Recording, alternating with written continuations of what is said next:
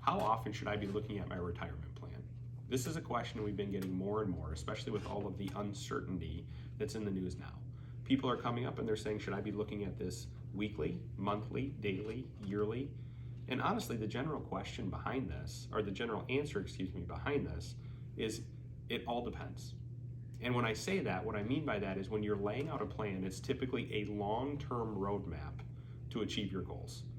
Now, if something life-changing happens and you need to revisit that, loss of job, maybe a promotion, maybe an inheritance, some type of windfall that occurs, absolutely, you need to rework that retirement plan and say, what should I be doing differently?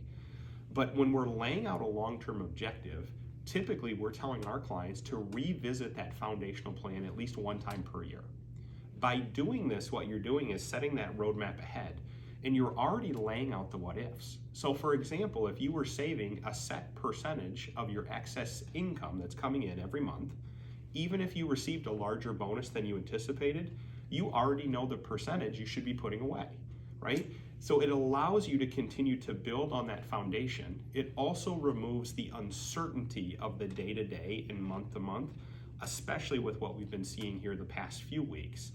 And it allows you to continue to stay long-term and big picture for the future to continue to hit those goals.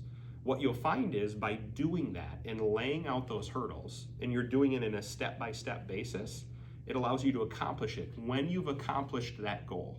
For example, if you said, I need to have X amount in my investment account by this date, and that's the goal.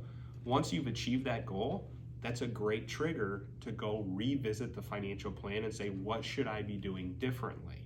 Or if you get to the year end and you have a bonus that came in that you weren't anticipating, should I save it in my Roth? Should I save it in my 401k?